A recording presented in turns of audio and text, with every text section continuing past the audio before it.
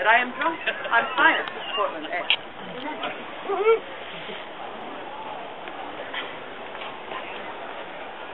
I will say there are plenty of good wives, and ever 1,000 good for one who's wise. A husband should not be inquisitive of God's privacy or of his wife's. As long as he finds God's plenty there, he need not ask about any she might share.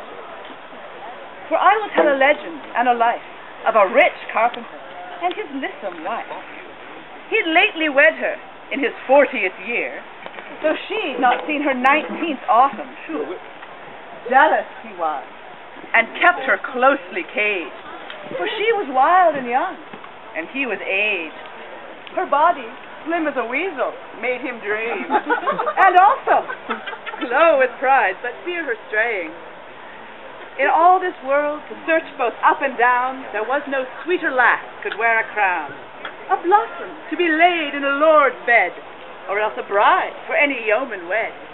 This carpenter had a boarder paying rent, increasing his wealth with little effort spent.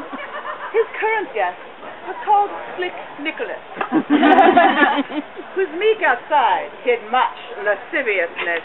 A scholar was he, known for astrology, who could talk a man out of his last penny, whilst making eyes at that same man's good wife.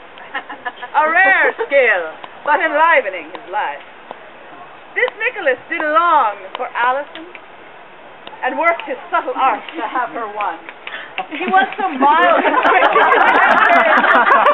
that John the carpenter had not spied his aim. Instead, all of the carpenter's dark fears did center on the parish clerk, I fear. This Absalom, a clerk of lovely mien, was rare a man as Alison, I ween. His hair in gloss and sheen was never beat. His stockings twinkled as he pranced the street. A glistening handkerchief pressed he to his nose, if any sense of filth might be supposed. All loved him, yet his disdainful whim, rejected those that might distract from him. The only woman he deigned to see was Alison, almost as fair as he. The stage is set, now to the play unfold. I'll be back when my full tale is told. Penniless I am, yet sly withal. I can augur and foretell what is to befall. 'Tis John the carpenter who irks me most.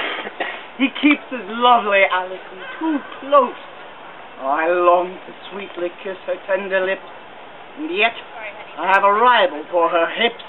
Proud Absalom can sing and offer gifts, and all I have is love, perchance my wit.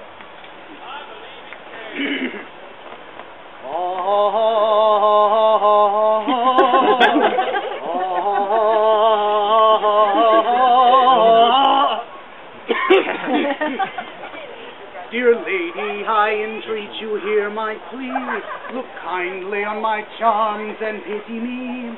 I long to gain your favor and your love, and pray you'll take these gifts to help me prove. You and I make the heavens quiver. See such beauty as is ours together.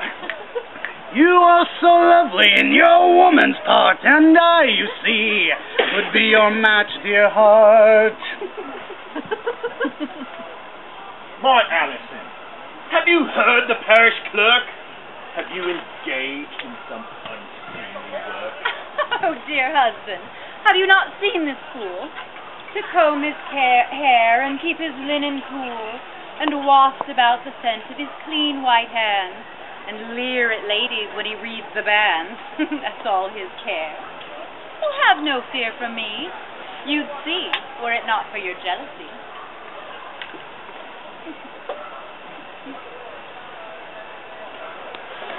Sweet Alison, your lips are honeyed mead. Will you not help me in my thirsty need? My husband keeps me so well caged, I fear that my lips' mead shall never give you cheer. A student has been wasting too much time if he can't fool a carpenter like thine. If I can set conditions up aright, will you gift me in my soft bed some night? Perhaps, though only at 'tis certain sake. My life's worth much more than your embrace.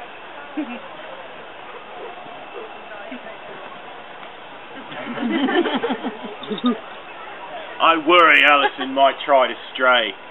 Try as I might, she seems to want her way. What can I do to keep her close to me and keep Absalom from her chastity? My landlord, please, a moment with your ear. My dreams tell me we have much to fear. In Noah's time, the world was drowned by rain, and God has told me it will soon drown again. There must be aught yet your skill can devise to keep your wife and your tenant both alive. And you, of course.